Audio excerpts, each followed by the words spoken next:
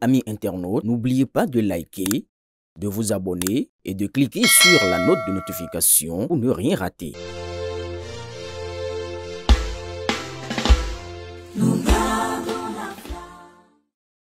Chers compatriotes, chers militants du Parti Les Démocrates, mesdames et messieurs de la presse, je prends la parole ce jour, dimanche 19 octobre 2025, non pour répondre aux injures et aux affabulations, mais par devoir de vérité envers le peuple béninois.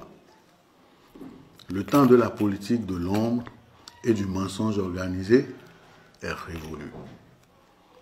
Mon propos va donc s'articuler en 3 phases. 1. La preuve de la mauvaise foi des responsables du parti LD. Avant-hier, vendredi 17 octobre 2025, le parti Les Démocrates, par le biais d'un huissier de justice, puis du candidat désigné, M. Renaud Agbodio, a tenté de notifier à la Sénat un formulaire de parrainage portant mon nom. L'issue que tout esprit éclairé prévoyait fut sans appel. Ceci démontre que l'urgence de leur action ne visait qu'à dissimuler l'inconduite et la mauvaise foi qui accourent depuis des semaines. Rappelons la chronologie des faits. À la date du 2 septembre dernier, alors qu'il n'y avait aucun consensus et aucun débat ouvert sur la désignation du candidat au sein du parti, ma fiche de parrainage a été remplie au nom de Maître Renaud Agbodio. Comprenez-vous la gravité de cet acte, mes chers compatriotes? Sans mon avis, sans mon consentement, on a rempli la fiche. Cela confirme que la direction du parti avait tout planifié pour que Maître Agbodio soit in fine désigné, justifiant a posteriori une démarche frauduleuse. Plus grave encore, non seulement ce parrainage n'est plus valide, mais il a été purement et simplement falsifié à dessein. Je le dis publiquement. Aujourd'hui, tous les éléments sont réunis et me fonderaient légitimement à déposer plainte pour falsification de documents. Faux et usage de faux contre les prétendus bénéficiaires, c'est-à-dire M. Agbodio et M. Lodjou, ainsi que contre le président du parti lui-même. Néanmoins, je ferai preuve de retenue et d'indulgence cette fois-ci. J'estime que le parti Les Démocrates a déjà suffisamment de problèmes pour lui en rajouter celui de l'exposition devant l'opinion nationale et les tribunaux. Des inconvéniences notoires de quelques-uns de ces cadres. De plus, avec eux, au fond, j'ai toujours entretenu des relations courtoises et respectueuses qui se passeraient bien de cet ultime supplice. 2. Contre les dérives du leadership. Je suis un homme de principe et d'idéal politique. Têtu pour certains, je suis prêt à me battre jusqu'au bout pour défendre mes convictions. Et dans le cas d'espèce, l'idée que je me fais de la justice en politique. J'entends les chuchotements, j'entends les insinuations ridicules selon lesquelles j'aurais pactisé avec Patrice Talon.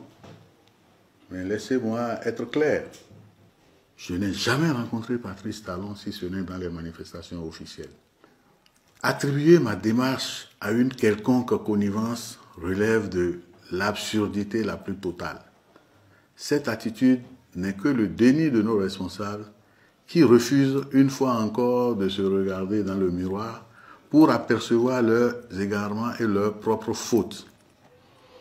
Mon combat est pour la démocratie interne.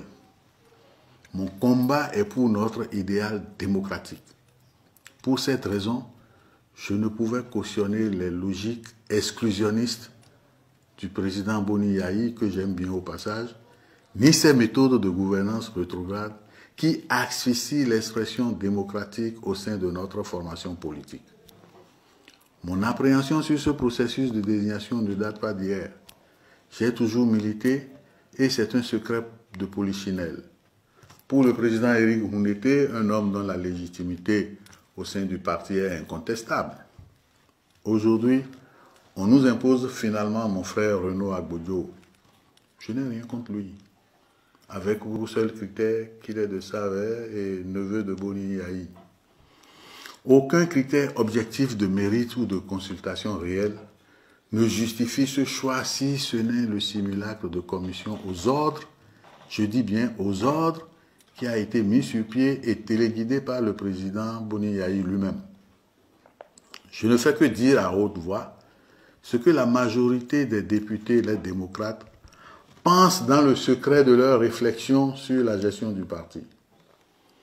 Permettez-moi une dernière observation, mes chers compatriotes, sur mon jeune frère, Maître Renaud Agbodjo.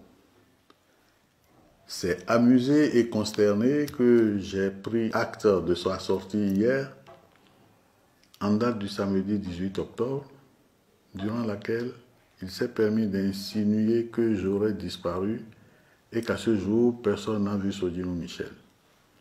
Comment peut-il s'aventurer sur un terrain aussi glissant quand il sait pertinemment que, malgré mon silence, j'ai continué de vaquer à mes occupations habituelles à mon domicile? Que je suis allé retirer en personne ma seconde fiche de parrainage à la Sénat, quand il sait que j'ai rendu publique ma déclaration du jeudi 16 octobre 2025, qui soit dit en passant a inspiré le lendemain une contrefaçon à laquelle je ne m'associe pas. Comment peut-il à ce point se méprendre sur la vérité des faits? Lui qui sait que plusieurs cadres du parti, y compris notre aîné Saka Fekara, se sont rendus à mon domicile pour me rencontrer. Sans compter que d'autres, y compris lui-même, sont constamment restés en contact avec moi par téléphone ces derniers jours. Il suffit de consulter l'historique de nos conversations sur les applications de messagerie instantanée pour en avoir le cœur net. Mes chers compatriotes, voilà l'illustration parfaite des inconséquences de mon jeune frère. Celui d'entre nous qui était pressenti pour porter les couleurs du parti. C'est pathétique. Avec le recul et l'évidence de ces manœuvres, tout ceci me conforte dans ma position. Je suis davantage convaincu, et j'en rends grâce à Dieu, d'avoir fait le choix juste en n'accordant pas mon parrainage à Maître Renaud Agbodjo. J'en viens maintenant au point 3, c'est-à-dire le choix délibéré du président Boni Yayi de sacrifier le parti. Contrairement à ce qui est propagé, mes chers compatriotes, lorsque j'ai retiré ma fiche de parrainage, j'ai clairement indiqué par écrit au président du parti que je restais ouvert au dialogue.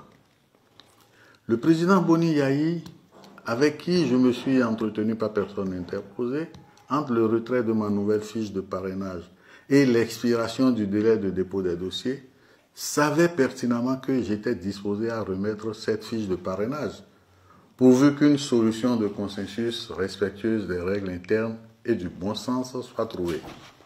Pourtant, face à l'ultimatum, il a préféré sacrifier le parti et sa participation aux élections sur l'autel de ses ambitions, en maintenant l'imposition de Maître Renaud Agbodjo. C'est donc le président Boni Yayi, en réalité, qui est responsable à part entière de la disqualification du parti Les Démocrates à l'élection présidentielle par défaut de parrainage. C'est triste pour notre formation politique qui ne mérite pas ce genre de leader, excusez-moi. Je suis en colère, profondément en colère. Cette politique menée par le président Boni Yayi est d'un autre âge, mes chers compatriotes. Elle est celle des intrigues, du clanisme et du mépris de la base. Je pense qu'il est temps de tourner la page.